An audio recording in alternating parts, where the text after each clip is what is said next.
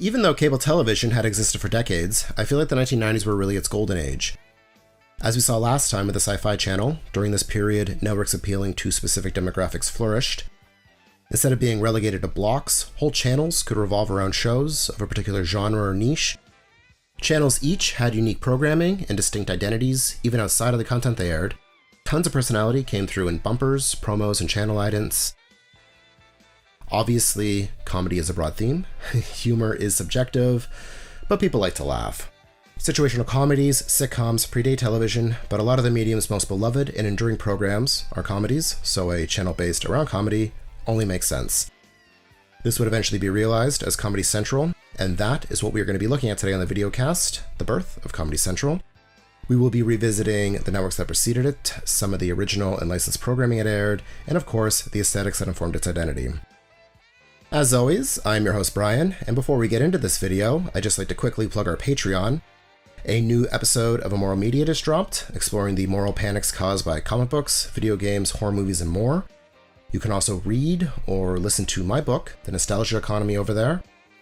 Patrons make this content possible, and in exchange they get access to these and dozens of other videos, so if you like what we do and want to see more, help us exist, please consider supporting us, patreon.com/pixandportraits. Now, we're going to be focusing mostly on the early 90s here, but Comedy Central's history begins before that, with home box office, or HBO. HBO was instrumental in establishing cable television in the 1970s. It was among the first channels to market itself as premium, and it was. It offered viewers the chance to watch newer release films at home. In the time before home video, this was huge. Movies would air on TV eventually, but they would be edited for time and content. Not on HBO. That was a major selling point. As cable TV was not subject to the same standards and guidelines as network TV, they could show more mature content, like swearing, nudity. Movies would appear uncut and commercial-free. That was also a selling point. Your subscription paid for it, not advertisers. Live events were also a cornerstone of HBO's programming. This included sports events like boxing, concerts, and stand-up comedy. Beginning in 1975, HBO's On Location series brought viewers to performances by some of the greatest comedians of the time, and of all time. Robert Klein, George Carlin, Richard Pryor, all had specials. Throughout the 1980s, stand-up comedy exploded in popularity, and an HBO special was considered the pinnacle for comedians. Comedy was so big that in 1989, HBO launched an entire channel dedicated to it, the Comedy Channel. There was not a whole lot of material saved from the Comedy Channel, but it debuted with quite a few original shows. In a way, the format of the channel was similar to MTV, where classic comedy clips were framed around comedic sketches or bits by one of the network's personalities. A lot of the early promos focus on these personalities: Alan Havey, Rachel Sweet. Each of these comedians would introduce comedic clips, like VJs introduced music videos. In the case of Higgins, Boys, and Gruber, they threw to old episodes of Bob and Ray, Clutch Cargo, and Supercar. The Comedy Channel did have their own fully original programming, like Onion World with Rich Hall, which feels like a proto-Daily Show. They also picked up Mystery Science Theater 3000, or MST3K. This first aired on a local channel in Minneapolis, but most people's introduction to it came through the Comedy Channel, or eventually Comedy Central. We will talk about this more in a bit. The Comedy Channel may have been like MTV, but Viacom, MTV's parent company, would launch their own comedy-themed network, Ha, in 1990. Again, comedy was very popular. Where the Comedy Channel focused mostly on stand-up and improv-style comedy, Ha's programming was largely made up of sitcoms from the past, the 50s, 60s, and 70s. A lot of their promos and IDs had a similar energy to MTV, especially these animated ones. They were produced by the same agency. A slew of famous comedians appeared in the bumpers: Mike Myers, Phil Hartman, Jon Stewart, to name a few. They apparently did have their own original programming, but it's kind of difficult to find out what aired when, or where, because Ha was not around for long. Both Ha and the Comedy Channel were vying for the same viewers, and even though comedy was popular, both struggled because of it. There was not only a ton of overlap conceptually, but also in the talent appearing. Jon Stewart, for one, was on both. Their content complemented each other, and rather than continue competing, in 1991, the two networks merged to form CTV, the Comedy Network, which may sound familiar to my fellow Canadians out there. So familiar that even though the new network launched as CTV, the Comedy Network, you can actually find early promos with this branding.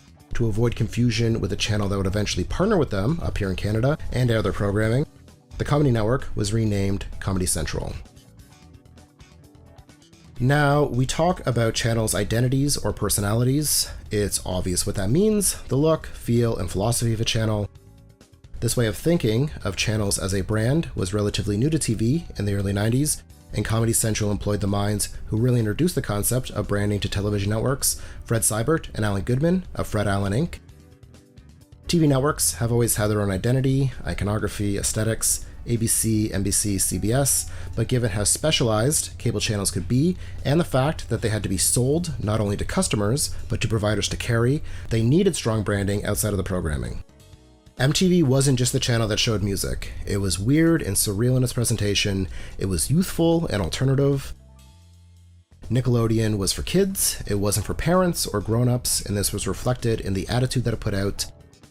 These were two of Fred Allen's clients, and given their relationship with MTV, Fred Allen developed All We've Seen for Ha. This carried over to Comedy Central.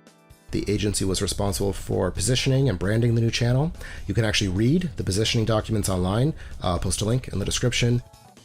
Many of the ideas that Fred Allen came up with would not be used, given this was a merger. There were a lot of cooks in the kitchen, both from Viacom and HBO. Fred Allen positioned the Comedy Network as a hothouse or incubator for comedy. Nurturing talent is a hallmark of Seibert. What a cartoon, Frederator, but the network did use the name Fred Allen came up with, Comedy Central, credited to creative director Bill Burnett. The network's logo was buildings coming out of a globe. This sales tape that would have been sent out to cable providers does a great job of summarizing Comedy Central at launch. You used to see this a lot with older cable channels, ads telling you to call your cable provider and ask them to carry certain networks. Tapes like this would be sent out to these providers that would introduce them to the kind of content and attitude a channel would have, like we just talked about. It is narrated by Penn Jillette, half of the magic duo Penn and Teller. He was the voice of Comedy Central, announcing promos and idents. Stand-up comedy and programs around comedians dominated the lineup. Stand Up. Inside the Comedy Mind was a candid interview series hosted by Alan King, similar to Inside the Actors Studio. Comics Only, another interview series hosted by Paul Provenza. This was more like, what are you plugging? What do you have going on? Where Inside the Comedy Mind asked more probing questions, getting to know how comedians think. Most of the shows were Ha and the Comedy Channel holdovers, like Night After Night, a late night talk show, and short attention span theater. This was basically what the Comedy Channel was: short clips introduced, explained, and riffed on. Speaking of riffed on, MST3K, another carryover that we mentioned earlier, hugely popular show, inspired by horror hosts. The program takes place in the not-too-distant future and revolves around Joel, a janitor whose bosses force him to watch terrible movies. It features a lot of films from the public domain, old sci-fi, and industrial films, with running commentary from Joel and his robot friends. They appeared as silhouettes in front of the movie. Iconic. Full episodes ran, half episodes, marketed as the Mystery Science Theater Hour, were also produced. One of Comedy Central's earliest traditions was MST3K Turkey Day. This was a marathon every Thanksgiving, starting in 1991. Comedy Central also showed classic SNL, which was carried over from Ha. If I'm not mistaken, this was the first time some of these episodes were seen in decades, with the nature not only of the show, but also media consumption in general. If you missed it when it was on and didn't tape it, you couldn't watch it.